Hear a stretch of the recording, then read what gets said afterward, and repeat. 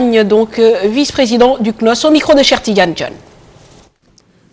Il y avait un candidat du mouvement sportif sénégalais, reconnu comme tel par le CNOS et par l'ensemble des fédérations, c'est Mamadou Diagne Ndiaye. Le chef de l'État, dans la mouvance, a écrit au CIO pour soutenir la candidature de Mamadou Diagne Ndiaye. En d'autres termes, il y avait un candidat du mouvement sportif et de l'État au plus haut niveau. Et à côté, il y a eu la candidature du Premier ministre Abdoul Mbaye, soutenu par qui? Personne ne sait, au niveau du Sénégal. Reconnu par qui? Personne ne sait, au niveau du Sénégal. Alors, le problème qui se pose, c'est surtout un problème d'ordre éthique.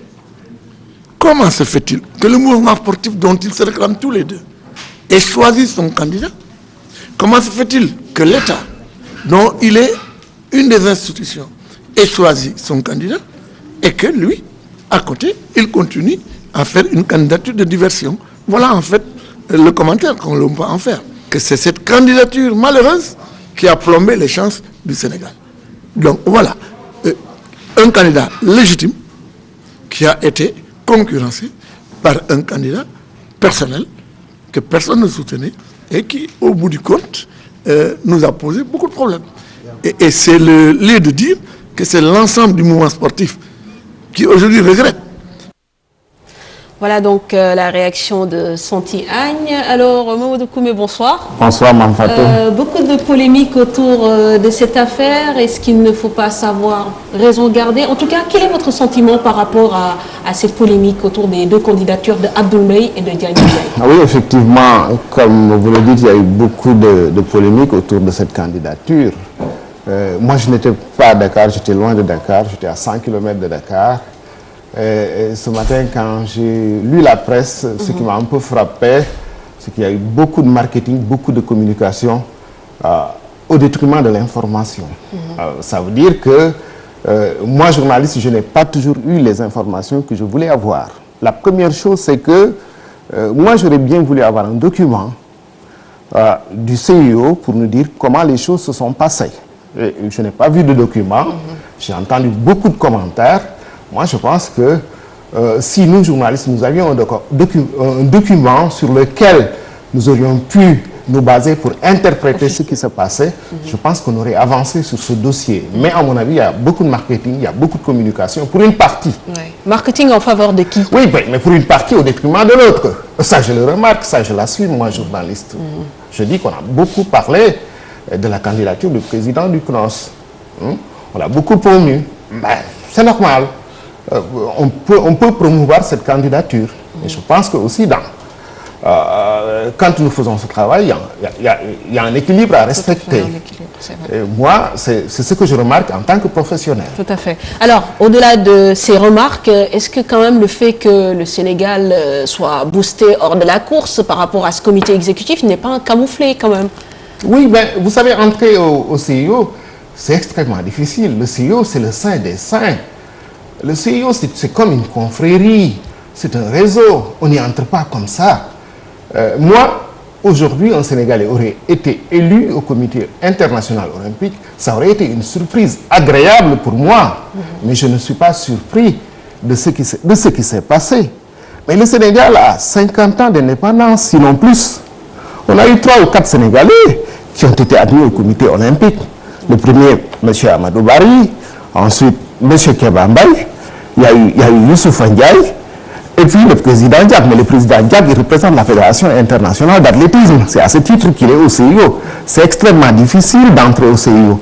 Aujourd'hui, il y a des pays qui, sur le plan sportif, pèsent plus que le Sénégal et qui ne sont pas membres du CIO. J'ai regardé un peu les pays qui ont été admis, du moins les candidats qui ont été admis. Parce qu'une fois encore, au CIO, ce sont des individus, ce sont des pays. Je pense qu'il y a une nuance, Mme Fatou. Quand vous êtes membre du CIO, vous représentez le CIO dans votre pays, mais vous n'êtes pas délégué de votre pays au CIO.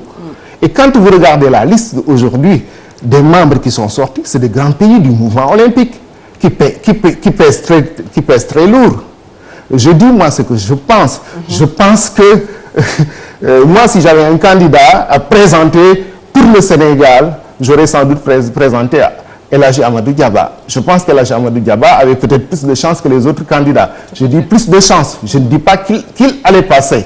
Parce que depuis quelques années, le CIO a promu les athlètes. Et parmi les athlètes qui vont certainement entrer au CIO, au mois de septembre à Buenos Aires, il y a Paul Tergat, un Kenyan qui est champion, un ancien champion du 10 000 mètres. Tout à fait. Alors, souvent, on sous-entend qu'il y a un conflit politique peut-être qui est derrière donc, cette affaire, cette polémique. Justement, au-delà de ce cas-ci précis, aujourd'hui, quel est l'impact en fait de la politique dans le sport? Négatif ou positif? Oui, bon, moi je pense qu'il ne faut pas être naïf.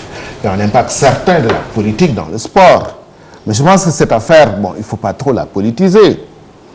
La candidature du président du CNOS a été parrainée, nous dit-on, par le président de la République. C'est un grand parrain, il faut le respecter. Bon, mais ensuite, comme je disais, le CIO, c'est une confrérie. Bon, les gens désignent, les gens font entrer qui ils veulent. Je pense qu'il faut tenir compte de cela. La politique pèse, certainement dans le sport, parce que, bon, quand vous voulez être président du CIO, ou bien quand vous voulez être président d'une fédération internationale, vous faites le tour des capitales pour demander au pays de vous soutenir et ils vous soutiennent. Souvenez-vous de ceux qui sont venus ici faire campagne pour que Blatter soit président de la Fédération internationale de football. Je me souviens, avec son jet, en ce moment c'était le président Diouf qui était président de la République. Donc, ce n'est pas une mince affaire. Voilà, ce n'est pas une mince affaire. La politique est bien présente dans le sport. Alors, Mamadou Koumé, si on met de côté la décision du CIO, est-ce qu'aujourd'hui on ne peut pas considérer quand même que dans notre fonctionnement interne, il y a quoique, puisque deux Sénégalais présentent des candidatures pour le même objectif et que l'une des candidatures est tout simplement soutenue quand même par le président de la République? Oui, je pense que oui, on aurait pu mieux s'organiser. Voir, bon, est-ce qu'on a des chances avec un candidat et le présenter? Je pense que là, les Sénégalais auraient dû se parler entre eux. Mais ce qu'on constate, c'est que les gens ne se sont pas entendus et que chacun a présenté sa candidature. Mais on peut présenter 2 candidatures par pays. Et toutes ces 2 candidatures étaient éligibles, que ce soit M. Ndiaye ou bien M. Mbaye. M. Mbaye, c'est la 2e fois qu'il se présente au CIO. La première fois, beaucoup de Sénégalais ne le savaient pas. Et ça, c'est la 2e fois qu'il se présente. Je pense que cette précision aussi est bonne à faire. Importante, tout à fait. En tout cas, merci Mamadou Koumé, justement, pour toutes ces précisions par rapport donc à cette affaire. Je rappelle qu'il est le président de l'Association nationale de la presse sportive. Voilà qui met fin à cette présente édition. Merci de l'avoir suivi. Excellente soirée à tous.